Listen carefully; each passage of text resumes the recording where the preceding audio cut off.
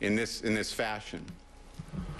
We learn that on May 10th, 2009, Conrad Murray made a voice recording on his iPhone. His iPhone had an application called iTalk.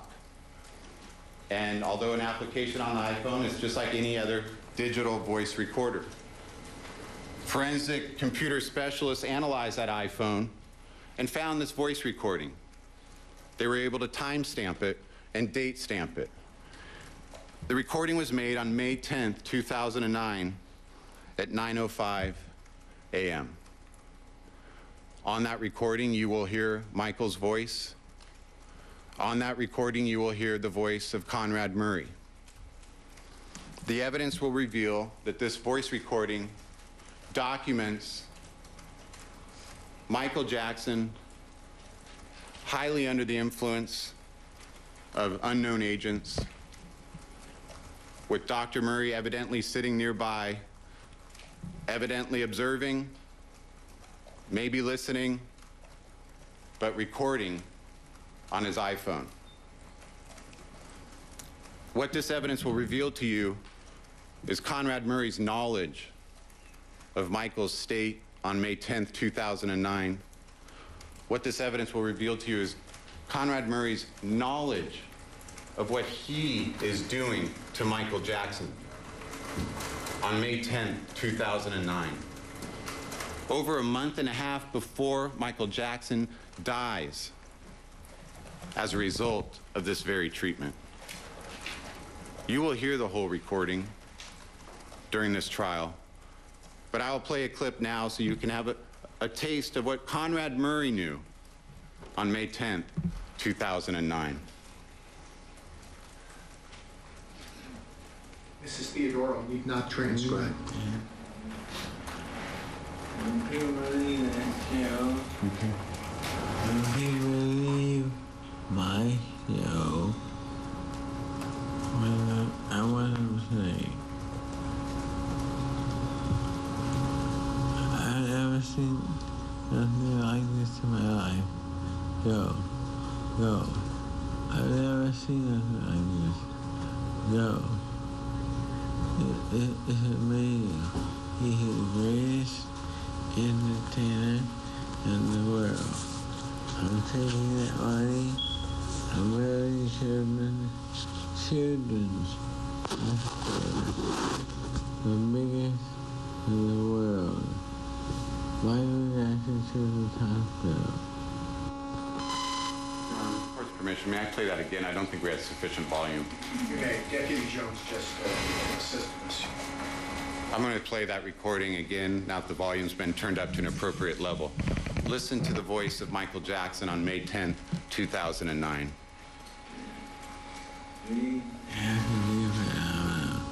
When people leave that show, when people leave my show, when I wasn't asleep, I've never seen nothing like this in my life. Go. I've never seen nothing like this. Go. It's amazing. He's the greatest entertainer in the world. I'm taking that money. I'm building children's hospital, the biggest in the world. Michael Jackson Children's Hospital. That is what Conrad Murray is seeing and observing on May 10th, 2009.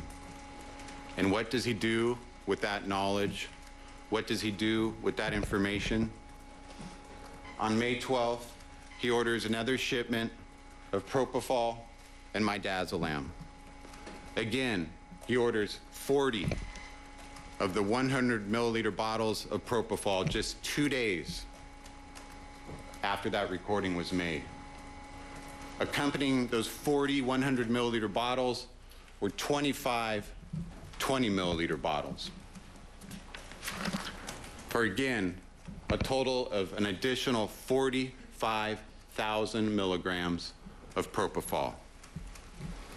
The next shipment occurs on June 10th, at which point Conrad Murray orders again 40 100 milliliters bottles, and now 50 of the 20 milliliter bottles, totaling in this shipment alone 50,000 additional milligrams of propofol. That is then followed on June 15th by an order of midazolam and lorazepam, again 10 vials of lorazepam and 20 vials of midazolam. And we learned from these shipments that from April 6th and the shipment of June 10th, Conrad Murray ordered 255 separate vials of propofol, totaling 155,000 milligrams of propofol, equivalent to 15.5 liters or 4.09 gallons of this general anesthetic agent. Just based on the orders alone, if you calculate from April 6th to the time of Michael's death of June 25th, in those 80 days, based on the orders, what was being shipped was 1,937 milligrams of propofol a day.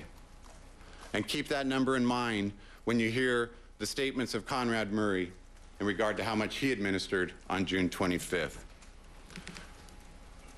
Now I want to talk about what the evidence will show in regard to Michael's final days. What you'll learn is that on June 19th, 2009, Michael showed up for his rehearsal, and he was not in good shape. He was not in good shape at all.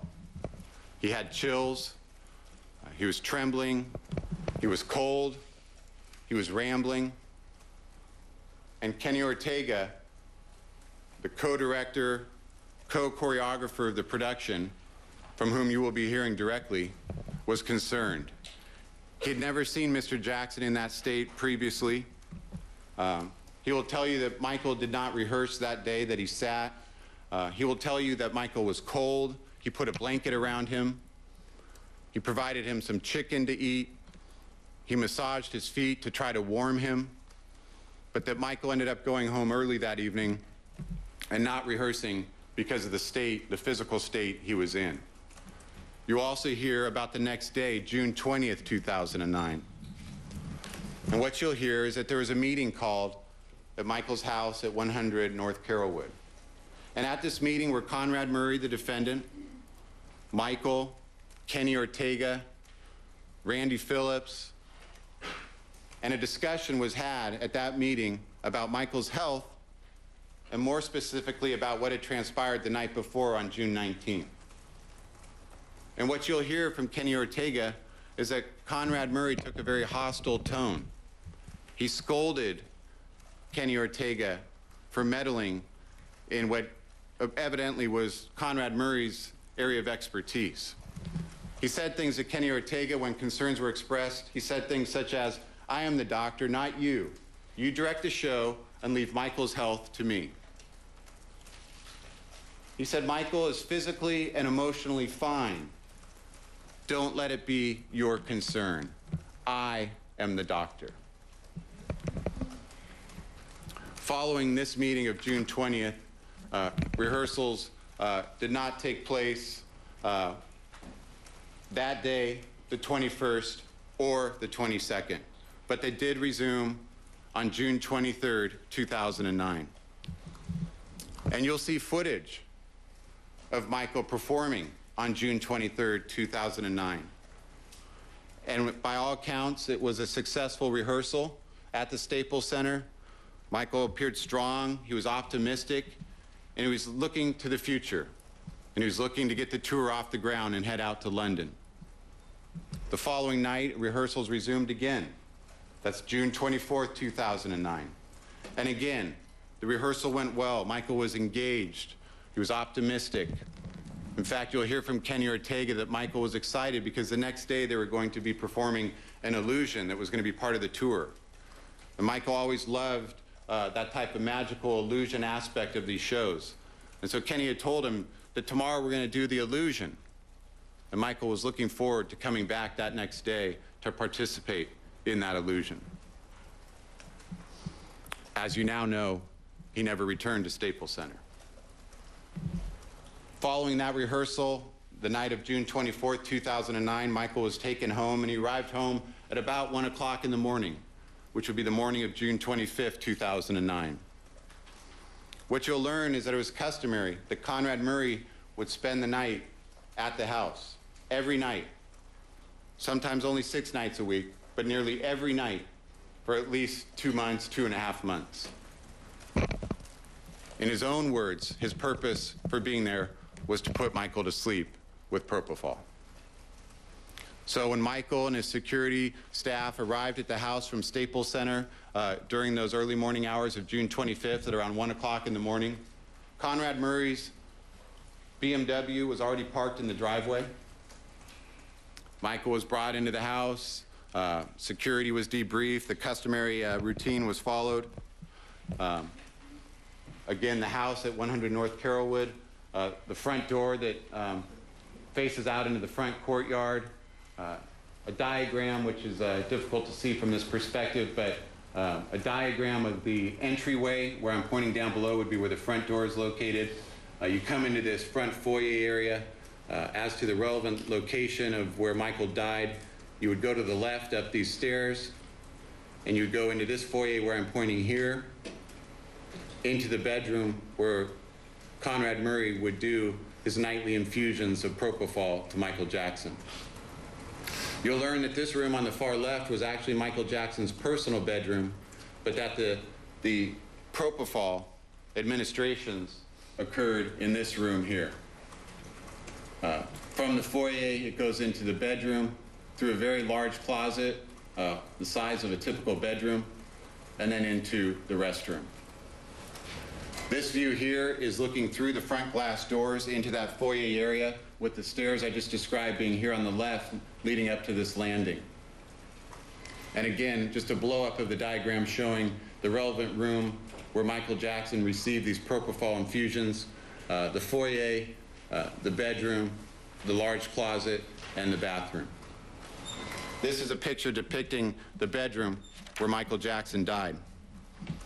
He died in that bed, pointing down here below the slide. This picture is the closet I showed you on the diagram, and it's a vantage point of the closet looking into the bathroom that I had described. And then into the bathroom depicting what is shown there, the clothes, and in fact, the jacket that Michael was wearing at his last performance that night on June 24th, 2009. As I indicated earlier, the question becomes what transpired then from 1 o'clock in the morning till Michael's death the next day. And before I relay to you some of the words of Conrad Murray as to his story of what transpired, I want to share with you what the independent investigation by law enforcement revealed absent Conrad Murray's statements. What you'll learn through phone records is that Conrad Murray was very busy on the phone that night. There are screenshots from the iPhone showing him receiving, reading various emails. There's text message. There's different screenshots showing various activities of Conrad Murray on his phone. There's a very relevant email that Conrad Murray receives. It's sent at 5:54 a.m. Conrad Murray responds to it at 11:17 a.m. on that day, and that time will be very relevant. But it's not just relevant for the time, it's relevant for the substance. Because this email that you're viewing on this screen is an email from the insurance broker in London that is trying to collect medical records so that they can have the tour properly insured. And Conrad Murray's asked specific questions about press reports relating to Michael's health, and that it's required in order to get the insurance. And Conrad Murray responds by his own email on June 25th at 11:17 a.m. And what he says is that as far as his health published by the press, let me say they're all fallacious to the best of my knowledge.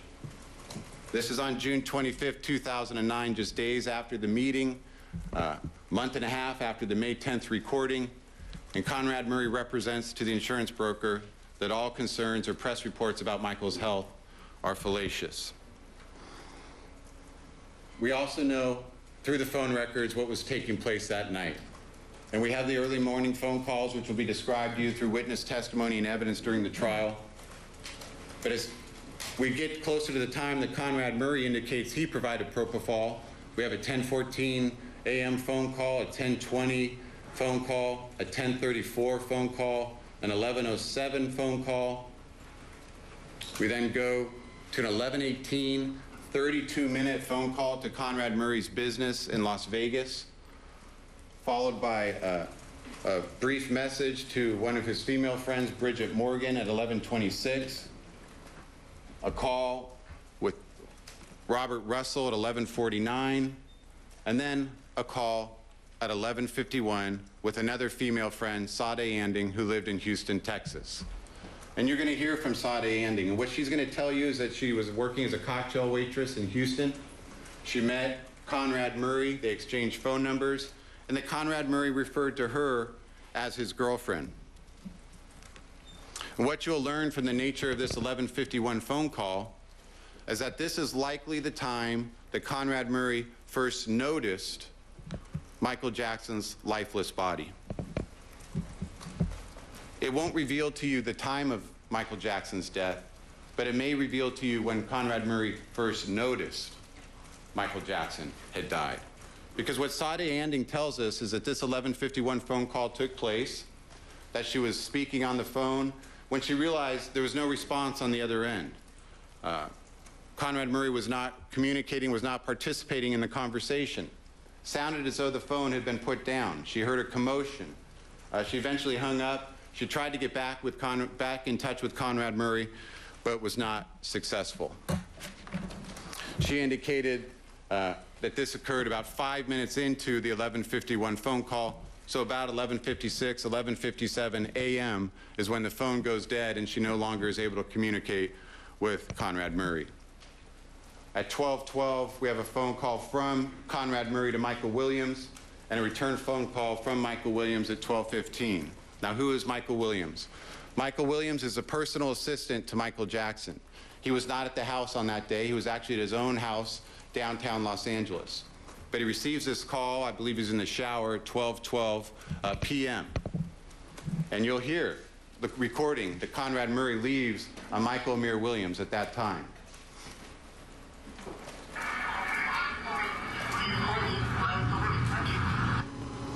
Getting this message that shows up on his phone at 12:13, Michael Amir Williams calls Conrad Murray back immediately and is told to get here right away.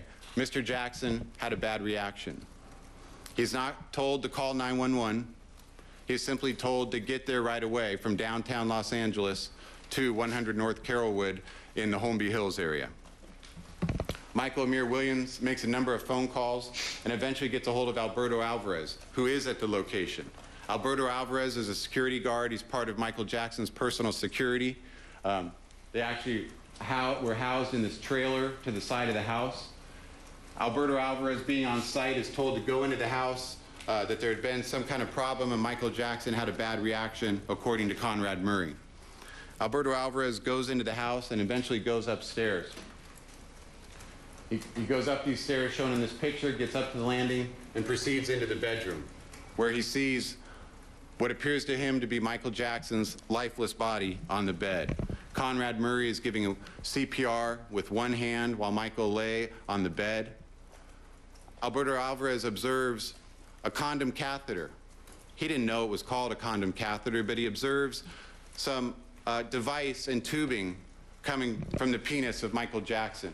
What the medical experts will tell you is this is a device to collect urine when you're literally knocked unconscious for surgical procedures. This is what he sees on the body of Michael Jackson when he comes into the room and sees what he appears to be, to him, a dead Michael Jackson. Conrad Murray begins instructing Alberto Alvarez immediately upon his entry into the room and tells him, grab a bag. And Conrad Murray grabs a handful of vials from the nightstand and drops them in the bag. He also tells Alberto Alvarez to grab the saline bag, or the bag hanging from the IV stand in the room. Alberto Alvarez does so. And Alberto Alvarez notes that it was actually a bag that appeared to be clear in nature, and it had a bottle inside of it. A bottle that we later learned to be a propofol bottle.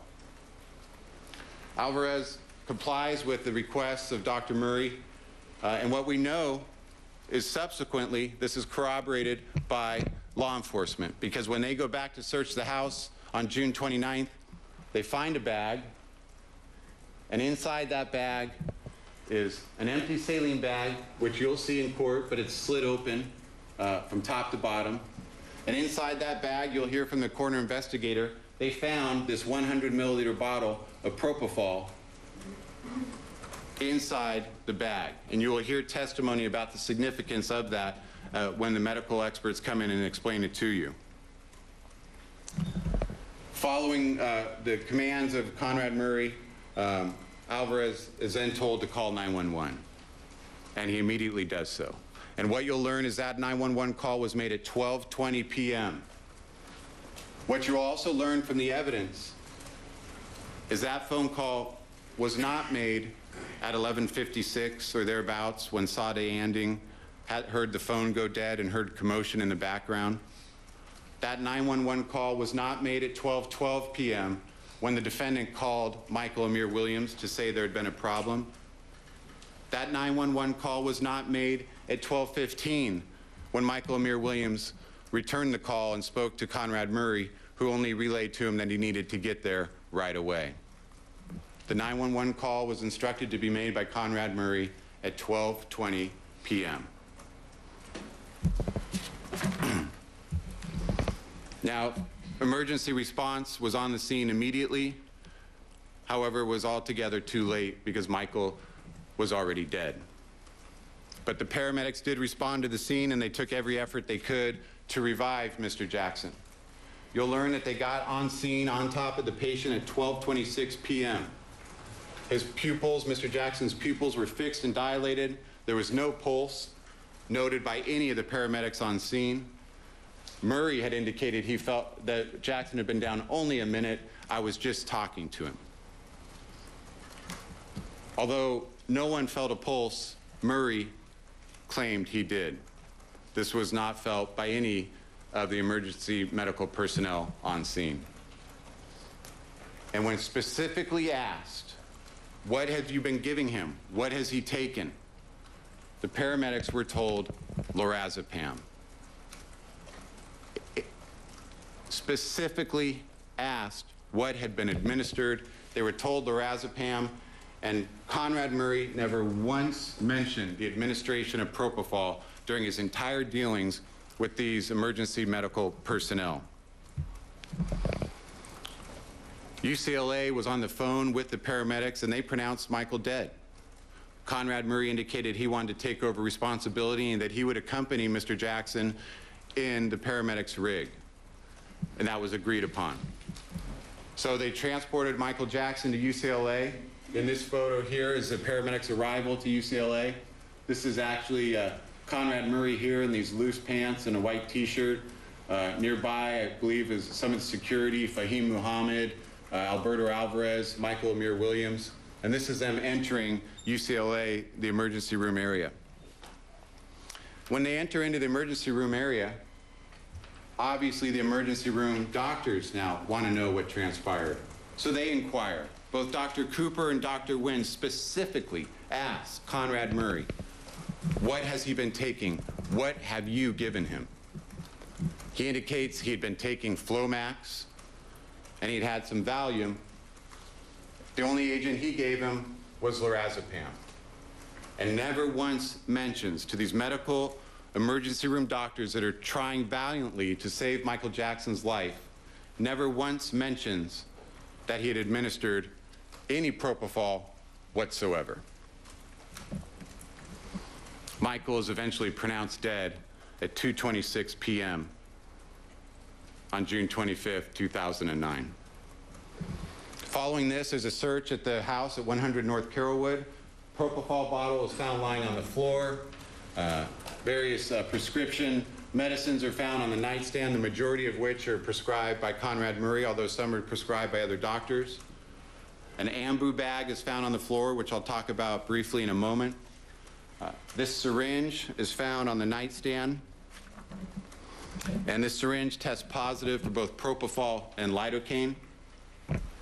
Also, this IV stand with a saline bag and a detached IV tubing and syringe was observed and collected on a subsequent day, but that syringe tested positive for propofol, lidocaine, and flumazenil. They observed on this table nearby where